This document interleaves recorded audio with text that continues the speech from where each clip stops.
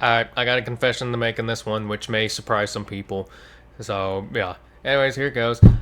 I do not know jack shit about Monster Hunter. Absolutely nothing. The only thing I know is that there was once a Monster Hunter mod for Ark Survival Evolved, and I checked it out once, and then that was the only contact I've ever had with Monster Hunter, and that was it. Yeah. But we're here today because I like these videos where he takes something from another series and put it into another world or everything. Like putting the Monster Hunters, Deviljho, whatever, into Jurassic World. And the only thing I know about it is that it looks like a giant mutated dinosaur. So, yeah. And which, you know, that's pretty fitting for Jurassic World, yeah. Yeah. I forgot where I was at because I had to pause to do something. I'm not redoing this intro. I'm not. Alright, so if it's broken up, then that's why, because I had to pause the recording for some, yeah. Anyways, I'm curious to see how this is going to go, because I don't know how this is going to go at all, but I'm curious regardless, so let's just jump right in, shall we? Today on Goji Center, the shores of Isla Sorna will once again be invaded by a foreign menace. Right. This time we are talking about a monster notorious for being a force of destruction and the walking epitome of death. The ferocious Deviljho. Will there be anything on this island that can stop this thing? How will the dinosaur population... Is that a mod for Jurassic World Evolution? Will there be anything on this island? Might be, unless it's Goji Center's own shit. Yeah, I don't know. Oh, yeah, it definitely looks like a giant mutation of a dinosaur and a crocodile, honestly. Yeah. And the Grunkle from How to Train Your Dragon, except no wings. I don't know, I think it's just the chin that reminds me of that, though. Yeah. That can stop this thing? How will the dinosaur population deal with this threat? Are the Spinosaurus and Sauropus... It looks pretty damn bulky and everything, so it's like, will something actually be able to take care of it? And then there's like whatever else is with it, because like I said, I don't know anything about Monster Hunter, so... Oh, for all I know, this thing knows how to breathe fire or something. Yeah. And, yeah. Pod strong enough to put an end to this warpath. Watch till the end to find out. Coming up. Well, that answers my question. I don't know if that's fire or put an end to this warpath. Watch till the end to... So I don't know if this is fire or some form of beam thingy or whatever, but it already has an advantage over everything because of that. Find out. Coming up, Deviljho in Isla Sorna.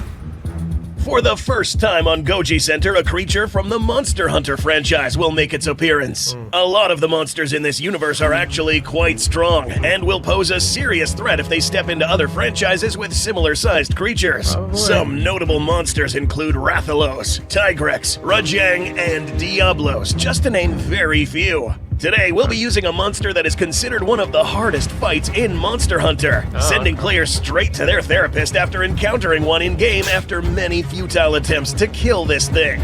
To understand how this animal will affect the Jurassic World franchise, we must first take some time to understand this animal's behavior, anatomy, its weapons, and abilities that will dictate whether this dude can settle in for the long run or not. Deviljho is a fearsome theropod-shaped wyvern known for its high aggression and insatiable hunger. This highly unpredictable animal will attack anything it finds on its path and will more likely than not be able to stomp any unlucky animal that it comes across. Alright, so it's aggressive as fuck. Good to know. So pretty much just attack anything on sight. Gotcha. Unlike some of the other animals we have discussed in this series, such as Vagar, Toothless, or Arxgiga, animals who are quick to search for territory to stay and thrive in. This animal will actually do the complete opposite. One of the most widely known characteristics of Deviljho is the fact that this dude won't really come here looking to establish a set territory. These guys are described as nomadic animals, meaning they will not stay in one place. So yeah, he's ready to eat for everywhere. They just continue strolling, leaving nothing but corpses behind. Oh. So, now to its physical features. Deviljho, estimated size for this simulation 67.7 feet in length, massive jaws with many rows of teeth, short arms, very muscular and abnormally strong, but relatively short legs. Its trademark thick, chunky tail lined with sharp spikes. You'll notice that this creature has some strange... I just want to know, is it going to smack the hell out of anything with that tail? Because that would look like it would hurt. Scarring on his back. These stretch marks are sort of a result of this animal's muscle swelling when this animal becomes enraged, exposing old scars and seemingly increasing this creature's muscle mass. A very different sort of flex. Attack maneuvers include digging its chin on the floor like a shovel and raising it to hurl dirt and rocks at its enemies, near-comical leaping abilities, able to shoot a mysterious substance known as dragon element from its mouth to inflict damage, hitting smaller creatures down on the floor and repeatedly mutilating them while getting drenched in its corrosive saliva. One thing to note about this animal, I imagine the smell of that. and something we really need to discuss before we see this dude attack big animals, is the fact that this creature's jaw isn't really the best at biting really hard. Really? This bite is sometimes described as bone-crushing in some sources, but if we're going to take a video game creature and put it into a more grounded universe with more realistic physics, some in-game attributes won't hold up. The bite being one of them. If we look closely, Deviljho's jaw is full of teeth which cycle through its lifetime. As these become dull, these are replaced with sharper teeth. Bite force as we know it really depends on the amount of surface area that makes contact with the victim, plus the power of the muscles biting down. The more points of contact, the less pressure is exerted. Here's where we have our problem. Deviljho's jaw and tooth arrangement make it very difficult for us to back up the fact that this jaw is bone-crushing. Okay, sure, if you put a relatively small animal such as a cow in its mouth, then okay, fine. You have your bone-crushing bite force. But anything of similar size probably won't feel its bones crunching immediately. Instead, it would feel a lot of piercing wounds. This explains why we see Deviljho constantly pick up creatures with its mouth and shake them around like a rag doll, using the animal's own weight against it, swinging it all over the place to finally kill the victim. Yeah, just pick it up and just bash its skull against a rock or something now. In this simulation, Deviljho will be spawned on the island shores, and it won't take much time for this animal to spot its first victims. As Deviljho begins making his way inland, he'll probably have to carve his way through the thick jungles, and then proceed to follow game trails left behind by the larger hadrosaurs and sauropods. Before he gets here, however, there will be some creatures that will take note of this giant predator. Compsognathus and other small creatures, such as Dilophosaurus, upon witnessing this massive monster, they will do well to run away, staying far from this animal. The shuffling of the trees... Imagine a lot of animals would, run far the fuck away from seeing this thing. Yeah, because I know I would, because I'd be like this, and I'm like, nope, nope, nope, nope, nope, nope, I'm out. and fleeing creatures will capture the attention of the nearby raptors. Curious to see what is going on, they will probably want to close in high numbers for safety. And upon seeing what is in front of it, the hungry Deviljho would have found its first potential meal. But hold on a second. An animal this big shouldn't be able to move this fast and be able to outrun some raptors. Especially these raptors, which are said to run at anywhere between 40 to 60 miles per hour on a full sprint. And besides, these raptors would be confidently approaching this animal. At first, since they know that they can easily outrun other big theropods like T-Rex or Spinosaurus. So this one may be easier to outrun, right? No. Yeah, I was about to say, from what I've been seeing, the thing looks pretty damn fast. This is a new kind of predator, and it won't take long for the entire island to feel its presence. Deviljho surprises the raptor pack with its superb, almost supernatural leaping ability. Oh yeah, this 68-foot animal jumps and crushes a few raptors with just one stomp. This voracious animal devours these raptors in an instant. Deviljho has now begun to hunt. After finishing off these few raptors, Deviljho will now continue chasing after remaining survivors, but they are too fast. They will never mess with him again. But not everything on this island is as quick as the raptors. True. In fact, nothing else is. Everything else here will be what about the Gallimimus? Aren't those fuckers like really fucking fast? Are they faster than raptors? I don't know. In reach. Then again, I don't think the Gallimimus would be doing much against it either. Pretty much just be running and that's it. Earlier, we mentioned that this guy had an insatiable hunger, but that's because this animal's metabolism works a little too well, burning through the calories it eats at record speed, meaning that as soon as Deviljho finishes its first meal, it wants more. Hearing the sounds of other dinosaurs in the distance, the Deviljho will head to the open plains where an innumerable... It'll be kind of like well, I guess somewhat like the skull crawler, because those... had to do with their metabolism? I don't know what it was with the skull crawlers. All I know is that they just keep eating, so yeah. Number of dinosaurs await their doom. That would be an interesting thing. Say, watching a skull crawler fight this thing. More so a skull crawler of its size, rather than a adult one. I feel like an adult one would easily clap this thing because of how big they are and everything, and because they're smarter too. So yeah. The dinosaurs that we are about to bring up and watch get hunted are the following: Gallimimus, Crithosaurus, Parasaurolophus, Pachycephalosaurus, Ankylosaurus, Triceratops, and Stegosaurus. You may notice that we didn't mention any big theropods or sauropods, but just sit there and wait a little bit. Deviljho will get to these guys soon. These are the animals that will be found on these grass. I'm curious if Brachiosaurus is gonna get up on its hind legs and just stomp on its head or something.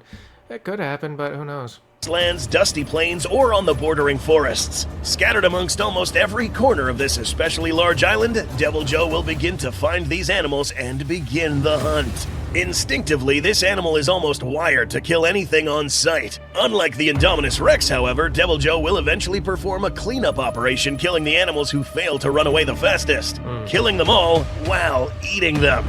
But this won't happen very quickly. Let's go down there and find out why. Out of all of the dinosaurs we mentioned in this list, it is the Ankylosaurus who is the slowest. So, we'll begin with this one. What will happen if Deviljho sees an Ankylosaurus? The InGen Ankylosaurus from Isla Sorna were a little I it would at least fight back, you know, because I mean, it's like got that tail. I imagine it could at least do something. Although, do I see it killing it or anything? Dinosaur or whatever it is, thing that big and bulky. Yeah, no, I don't. If anything, zero chance if it just straight up jumps on its back or something. Smaller in size than their nublar counterparts, measuring a little less than 30 feet in length, less than half of the total length of Deviljho. And upon catching up to the slower Ankylosaurus, he will aim to bite the head of this animal. With its immense strength, the poor Ankylosaurus will suffer from a snapped neck from the violent shaking. Its armor is tough enough to handle this bite for a little bit of time, but its weight, coupled with all this swinging, will grant the Ankylosaurus a quick and painless death. The other larger animals won't have it so easy. The next herbivore is Stegosaurus. Now here we're talking about a variant that was much larger than its real-world and Isla Nublar counterparts. Sorna Stegosaurus would measure at an astonishing 39.4 feet in length, almost as big as a T-Rex, its swinging tail being its primary weapon. But would this be a problem for Deviljho? Probably no. not. One very common attack maneuver the Deviljho uses is its tail swing attack. No, this isn't just any tail. Yeah, because I take one look at that tail, I'm like, you know, it'd probably hurt more to get hit by that thing than either an Ankylosaur or a Stegosaur tail. Yeah. This one is incredibly robust, lined with spikes that serve as a heavy club. One well-placed strike of this tail would be enough to violently tip over the Stegosaurus. Unable to swing its tail, Deviljho would head right in and crush its head. The last heavily armored herbivore remaining is Triceratops. Again, Sorna Triceratops are a bit bigger than their Cretaceous ancestors and those in Nublar. Measuring at around 35 feet in length and relying on their herd to overwhelm a large apex predator, will Deviljho prevail in this that's curious. What's gonna happen when you have big numbers against this guy? situation? Likely so. In the world of Monster Hunter, Deviljho would have faced creatures who were many times more dangerous than a few Triceratops. If a hungry Deviljho happened to run into a few trikes in defense formation, one of the first things Joe will be capable of doing would be leveraging its leaping ability, avoiding the horns, and landing on the spine of this unlucky Triceratops. Internal trauma would occur, and the crippled, blood-coughing Triceratops would soon perish. The rest of the trikes enter panic mode and flee, easily picked apart by this leaping, hungry Deviljho. As we witness the Deviljho become the most efficient predator on the island, leaving corpses behind and eventually eating them, the pile of dead animals and the smell of blood and commotion will most definitely attract the attention of a few surrounding apex predators. However, there is another big problem that is bound to happen. Previously in this series, any animal that enters a territory, that being Skull Island or one of the Jurassic World islands, most of these predators would settle down in a certain area of the map. Yeah, that is true, and this thing's nomadic, so it's probably gonna fuck up the ecosystem, really. This means that this predator would take control of this area, killing off any rival predators and establishing its territory. Deviljho is not your typical animal. Because this animal is a nomad, this said territory really wouldn't exist. On the contrary, this animal would continuously visit different environments, terrains, and massacre anything. I don't have respect for your territory. It's just gonna walk right in like it owns the place. Until it grew too big to feed itself or just got killed. Here on Sorna, Deviljho didn't just kill a bunch of herbivores, he evacuated them. And this is a problem. Let us explain. In the real world, there is a concept that will help us explain why Isla Sorna is about to turn into a complete shit show. The term known as landscape of fear is an ecological concept that describes how the presence of predators influences the behaviors and distribution of prey in an ecosystem. For example, prey animals assess the risk of being hunted in certain areas and adjust their everyday activities, such as foraging and resting, based on perceived danger. They will do these things in areas where the risk of encountering a predator is low. In contrast, an area where a predator lurks often will be avoided. Common sense, right? Deer may avoid open fields where they would be easily spotted by coyotes. Small animals such as hares and squirrels will stay in wooded areas to prevent getting spotted by a nearby falcon. So, what does this have anything to do with our scenario? If you remember, our Deviljho massacred every herbivore in this area. The remaining animals would have stampeded into territory unknown to them, or opt for staying in a territory with a less dangerous predator.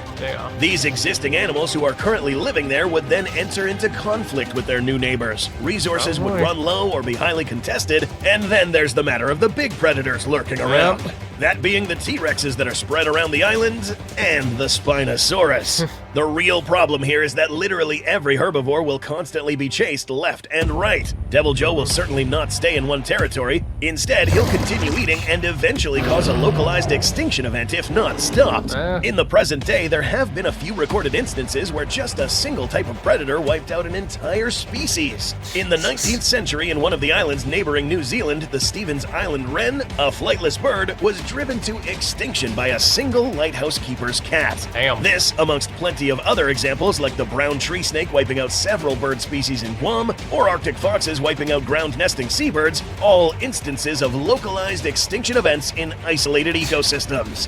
The World Art Book also describes a similar event committed by a Deviljho who apparently gobbled up an entire region. As we can see, the continuous chasing down of these prey animals will ultimately disrupt the whole ecological balance of the island. Yep, it's gonna fuck up the ecosystem, like I said. Imagine something like this just being... Imagine someone just goes up in a lab and just cooks up some really huge fucked up animal and just drops into like a random ecosystem and just tells it to go nuts. IRL. That'd definitely be something. One day, the Deviljho will have chased the herbivore horde into sauropod territory. Now, these two can coexist, but just like any large animal, they like to have their space, once again raising hostilities between prey animals. Deviljho will have now entered this territory and set its sights on the slower and easy-to-spot Massacre. There is a reason why a single theropod would think twice before attacking a full-grown sauropod. Just running into this animal would make a lighter theropod suffer a bad injury. But apart from being big, Massacre can fight back with a tail that makes up a big chunk of its body length. And if struck once, this will most definitely hurt and potentially kill a lesser predator. Oh yeah. Because this animal is much larger than your normal theropod, this means that the neck of this sauropod is within range. And being quick enough to evade a huge swinging tail and outflank, the Deviljho bites down on the neck of this beast. Alternatively, other maneuvers such as crippling its legs using the head as a sort of mace or shoulder checking the legs to trip down the Massacre, a bit of a struggle, but still doable. I just want to know when that dragon element's gonna come into use, because imagine it's coming soon. There was any creature that could actually put a pause to Deviljho, Jesus. it's this one. Now nobody is safe. You're just like, alright, I'm gonna have fun with this one. Jump up and bite down. Jesus. Too soon? We haven't even discussed the Spino and the Rexes yet. They too will probably have to run. We'd like to think that at this point other lesser predators such as the Carnotaurus and Stratosaurus that are lurking around here would have been yet another casualty. At this point the island's inhabitants are stirred up with nowhere to run. Nobody sleeps in peace knowing that at any moment a hungry Deviljho may pull up and once again turn them extinct. Because there are more T-Rexes on this island, it is more likely that Deviljho would have run into a T-Rex before the single Spinosaurus. The result of this matchup really goes down to the stats. In general, Deviljho is bigger, more agile, has a larger array of weapons, better leaping abilities, and is likely to stump the T-Rex at some point during the fight. T-Rex admittedly would still have a matching, if not stronger, bite force. But there is one ability that will tip the scales catastrophically. Dragon Element. This is a mysterious element found in elder dragon species in Monster Hunter, giving them supernatural abilities. Deviljho here being one of the rare instances of a non-elder creature possessing this element. For Deviljho, this takes form as a weapon that can be shot out like a ray, and in later renditions of this wyvern, can shoot this into the ground, producing a cloud-like formation, ultimately building up to a blast with explosive damage. Against a T-Rex who manages to make the Deviljho angry, this ability would undoubtedly be used to try to inflict damage. Oh, yeah. What type of damage? In the world Deadly. of Monster Hunter, this doesn't come across as burning damage. Oh. Despite its appearance, getting hit by this stuff can do things like lowering health levels and nullifying the elemental effects of the hunter's weapons. For other creatures, it will deal elemental damage and alter their abilities and behavior, not make them go off in flames. In this more grounded, realistic scenario, this explosion would deal concussive damage, but also psychological. One fun fact about Deviljhos is that they can sometimes go the cannibal route when their dietary needs need to be met. So course to they can. avoid any cannibalistic or hostile behavior during mating season, these would let out pheromones in a certain region, pretty much saying, "Hey, stop killing each other, I'm horny, I'm looking for a mate." Similarly, these pheromones...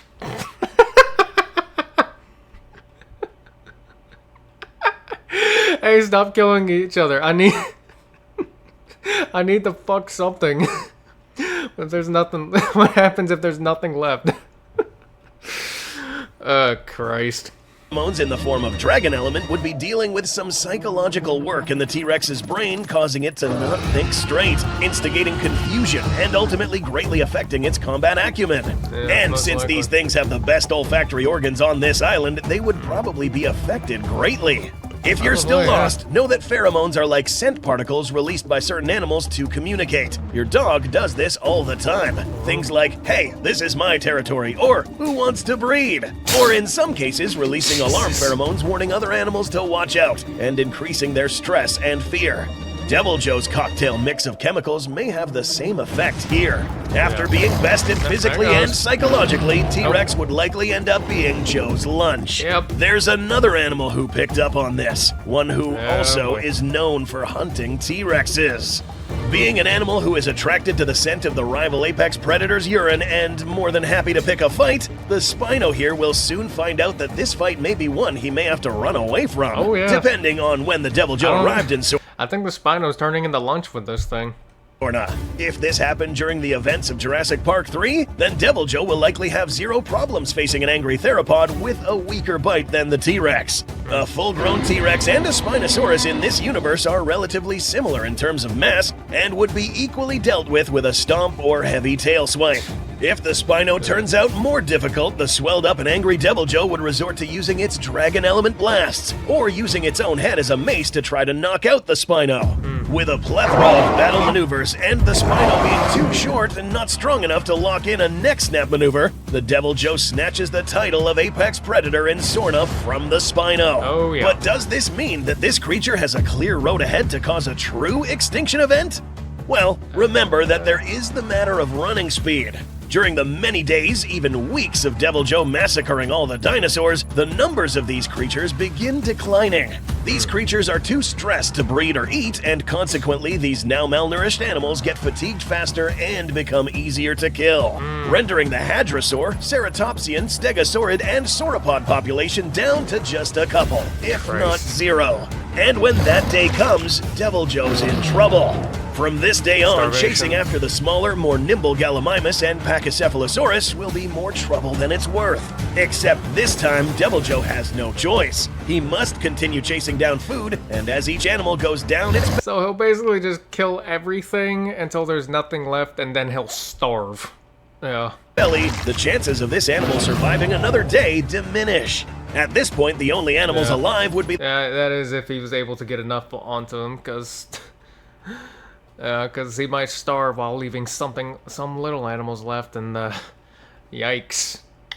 On the bright side, it'll make Isla Sorna it's easier to go to, because all there will be left is just compies and Dilophosaurs and whatever other small animals around. the smaller Dilophosaurus, compies, and the raptors. Oh, the never lack mind, of never mind. The raptors are still. Never mind. It's not safe. Don't go here. Never mind.